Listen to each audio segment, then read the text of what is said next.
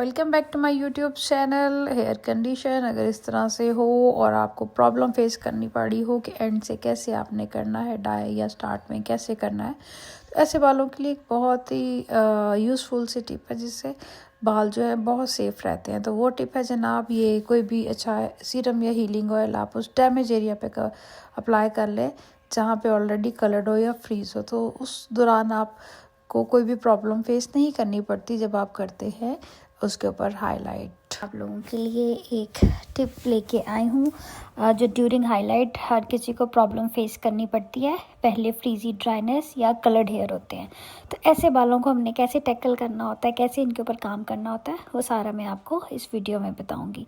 ये before condition है इन client की। ये है बाल हमने शीट एप्लीकेशन कर ली।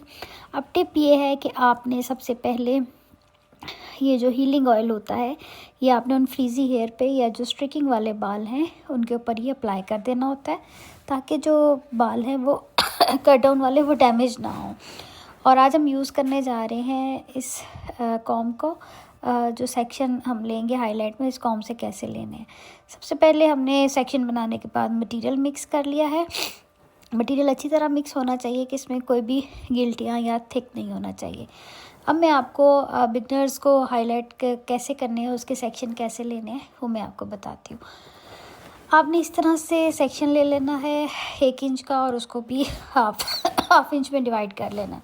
इस तरह से डिवाइड करने के बाद आपने ये कॉम्ब लेनी है जिससे ये स्ट्रिकिंग के सेक्शंस बनते हैं। इस तरह से उसको होल्ड करना है और इन सेक्शन को इस तरह से उठा लेना है।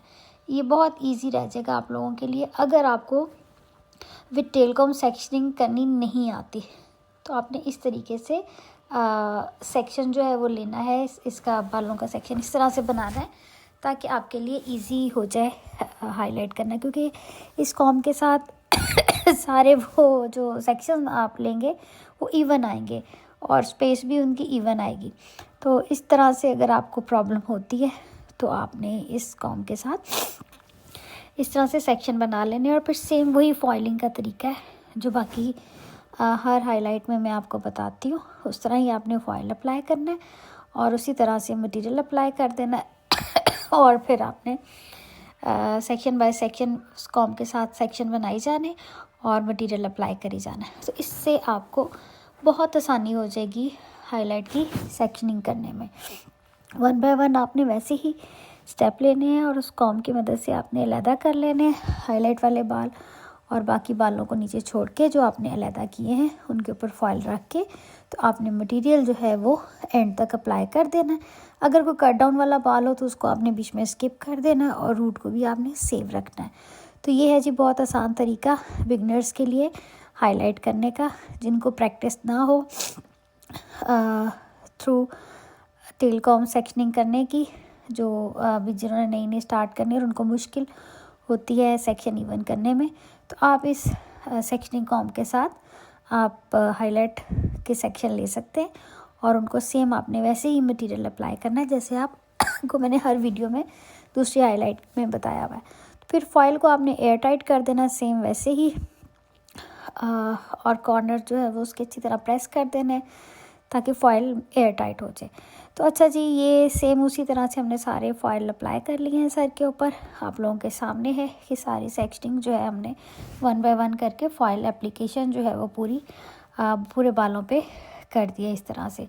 अब हम करेंगे बेस करनी है इनकी इवन, और बेस में इनको चाहिए लाइट ब्राउन 6 लेवल का शेड करना है, जो कि हमने करना है 30 वॉल्यूम के साथ। तो उसको भी आपने बड़ा सेफली अप्लाई करना है। रूट से आपने बहुत केयरफुली करना है, 1.5 इंच छोड़ के बाकी आपने बालों पे उसको अप्लाई करना है और फिर उसको मल्सीफाई करते जाना है। जहाँ पे कट डाउन वाले बाल हैं वहाँ पे जस्ट आपने इस तरह से ब्लेंडिंग करनी है। वहाँ पे थ्रू कॉम्ब या थ्रू ब्रश आपने मटेरियल अप्लाई नहीं करना। जो आपके ग्लव्स में लगा होगा आपने उन्हीं को उसके ऊपर ब्लेंड कर देना है। तो इस तरह से आपने सारी बेस जो है केयरफुली करनी है, क्योंकि अगर आप लाइट हेयर पे और मटेरियल अप्लाई करोगे तो और लाइट हो जाएगा। अच्छा, एक और चीज़ का ध्यान रखिएगा, आपने जब भी बेस करनी है तो होल्ड आपने हेयर को इस तरह करना है, रूट के साथ आपने अप्लाई नहीं करना। इस डायरेक्शन में अपने बालों को होल्ड करके फिर मटेरियल अप्लाई करना है और फिंगर्स के साथ उसको ब्लेंड करना है और एंड पे आपने जस्ट मल्सीफाई करना है। ये बहुत टेक्निकल काम है, ये देखने में आपको आसान लग रहा है, इसके अप्लाई करने में आपको प्रैक्टिस की बहुत ज़रूरत पड़ेगी।